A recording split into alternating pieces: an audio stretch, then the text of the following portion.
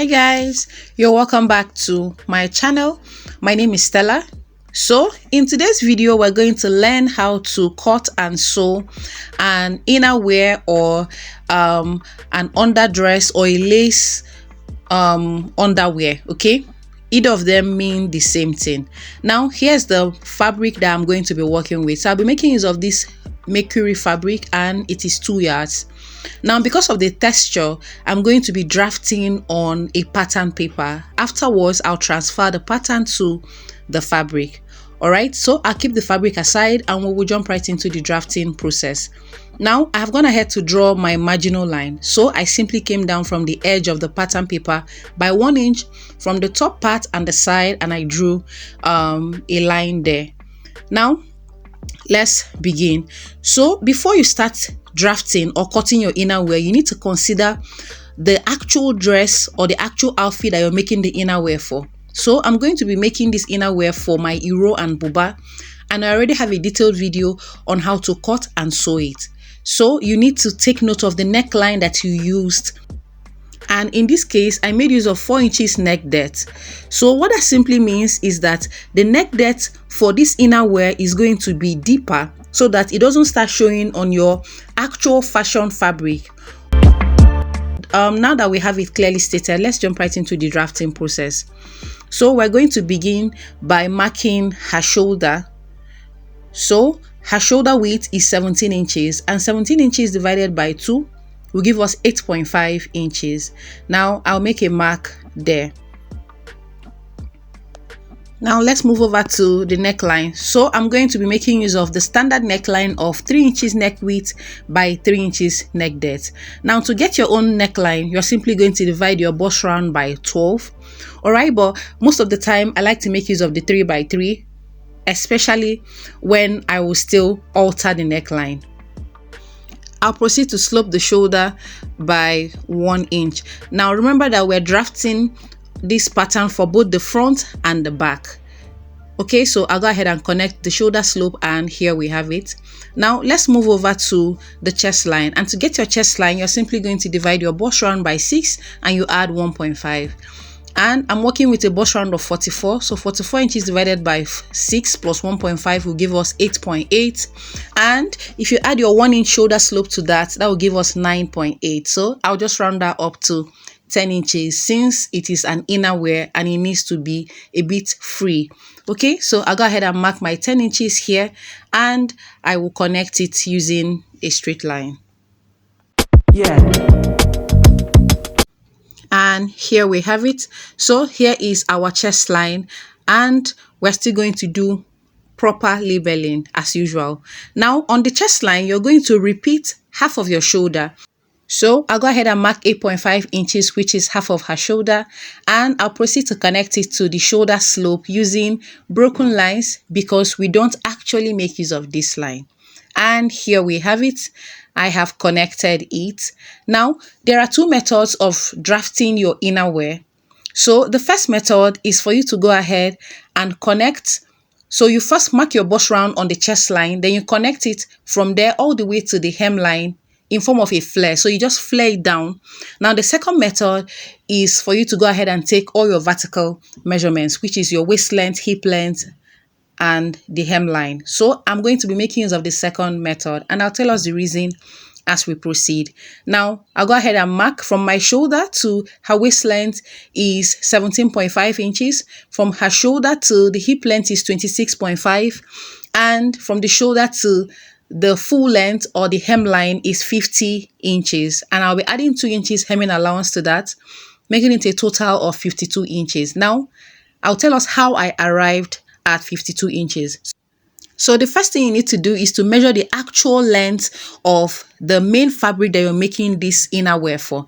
And for my client, her full length is 59 inches. So I simply subtracted 9 inches from that, leaving us with 50 inches. And I added 2 inches hemming allowance to that. So on average, I usually subtract between 7 inches to 9 inches from the actual dress length or the gown length. Okay, and that will be the length of the inner wear. So you can go ahead and apply that. So that's it for the length. Now I'll go ahead and draw a horizontal line across the vertical measurements, and this is it. So let's proceed to label. Now this is the chest line and I will write that as CH. And here's the waist length, the hip length, and the last line there is the hemline, okay, or the full length of the gown plus 2 inches hemming allowance. Now we'll go ahead and mark all our round measurements. So we're working with a bust round of 44, and 44 inches divided by 4 will give us 11 inches. Now I have my tape placed on the center front and I'll go ahead and mark a quarter of her bust, which is 11 inches. Now I'm adding 2 inches allowance to this. So out of the 2 inches, 1 inch is the ease and the other 1 inch is the sewing allowance. So that's how we're going to make use of the 2 inches. All right. So let's move over to the waist length. Now her waist round is 37 inches and 37 inches divided by 4 will give us 9.25 inches. I will also mark 9.25 inches there and I will proceed to add 2 inches allowance to this. Remember, 1 inch is the ease and 1 inch is the sewing allowance or the side seam allowance. Now let's move over to the hip.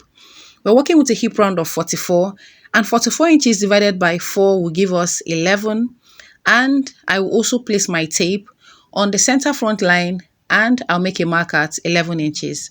Now we're also adding 2 inches allowance to this, giving us a total of 13 inches. So I'll proceed to make a mark at 13 on the hip line. Now let's move over to the hemline. But before then, I'll go ahead and connect all the points. So I'm connecting from the bust point line to the waist and the hip. And here we have it. So let's move over to the hemline of the gown. So to do that, I'll go ahead and measure everything that I have on the hip line, including the 2 inches allowance, and that gives us a total of 13 inches. Now I'll go over to the hemline and I will first mark the 13 inches and I'll go ahead and mark an extra of 2.5 inches. Now this is because I want the hemline to be in form of an A-line, just a slight A-line. All right. So this is it. I will go ahead and come in with my long ruler and I will connect this. Yeah.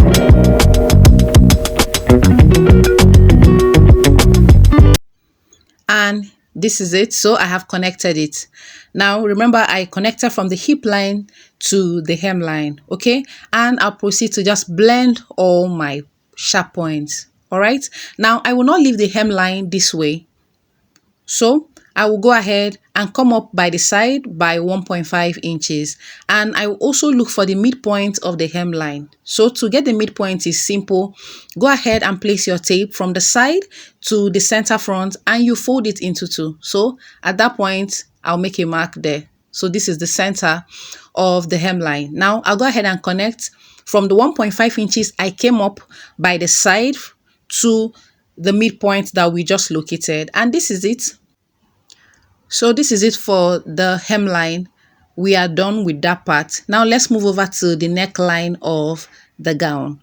So if you recall my initial explanation regarding the actual outfit that you're making this inner wear for.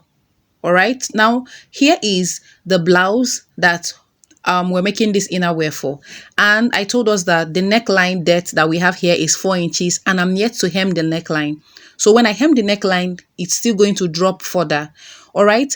Now that we have it clearly stated, so I'll proceed to alter the neckline of this inner wear. Now from the starting point, I'll come down by 6 inches. So if you remember on the blouse, I told us that the neckline depth is 4 inches. So what that simply means is that whatever your neckline depth is on your actual fabric, go down by 2 inches for your inner wear so that the neckline does not start poking out. Now let's move over to the shoulder.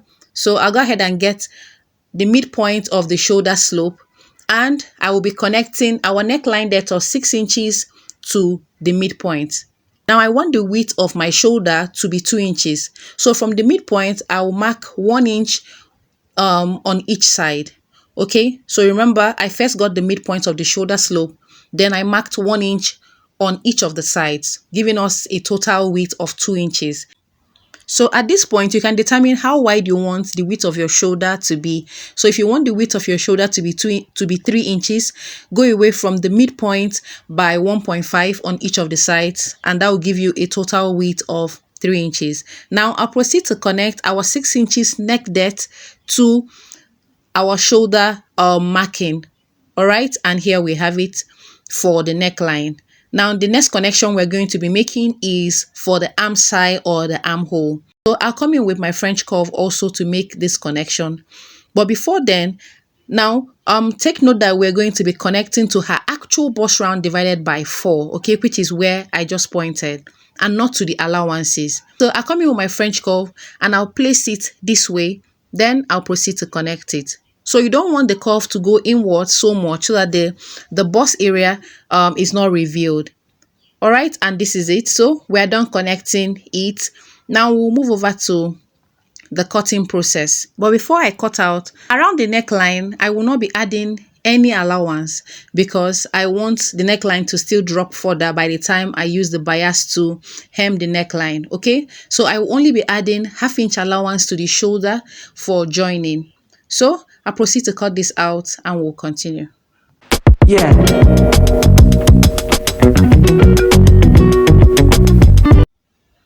And here we have it. So I have cut out the pattern. Now I'll go ahead and transfer this to my fabric and I'll be adding my allowances.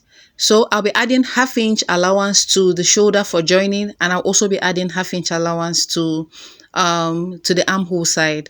Okay, so you remember that this particular pattern is for the front and the back. All right, and the neckline is wide enough for the head to pass through. So this is it. I have cut it out and I have 2 of it here. Now I'll be making use of this bias tape to hem the neckline and the armhole. So I'll go ahead and hem the neckline, hem the armhole, and I'm going to go ahead and join the shoulder. Remember I told us that I added 1/2 inch allowance to the shoulder for joining. So I'll go ahead and do this. I'll also join the sides using the 1 inch sewing allowance that we have, and I'll hem the lower part. And here we have it. I'm done with all the hemming. I've hemmed the armhole, hemmed the neckline, and finished the hemline. And I gave it a good press. I will not forget to stress that out. So I gave it a good press, as you can see. And this is it. We're done with the inner wear. So you can take a look at the neckline. You can see how relaxed it's looking. So I'll proceed to overlock all the rough edges and I will wear it on the mannequin for us to see. Thank you guys for watching. Kindly subscribe to my channel if you have not, because I post sewing tutorials here and they are super detailed and they are easy to follow. All right, so let's look at the inner wear on the mannequin. Now you can see the neckline properly. So it's wide enough and it's deep, but it's not revealing your bust at all. Neither is your cleavage going to show in any form. Okay, so you can see how everywhere is looking beautifully done. Now here is the blouse and the wrapper. So it's called iro and buba in Africa. So this is the outfit that I made the inner wear for. So you can see how the blouse is just sitting pretty with the inner wear properly inside. It's not poking anywhere and it's fully covering the bust. So this is how it's going to appear on the body of my clients, and I can't wait for her to try this on. Thank you guys for watching. I appreciate you so much. Kindly subscribe to my channel and drop your comments, your questions or your remarks in the comment section, and you're sure that I will attend to it. Now I'll also drop the link to this detailed video. Okay, so the video of the blouse and the wrapper, I'll drop the link in the description box so that you get to see it if you haven't. And I'll see you in my next one. Bye. Yeah.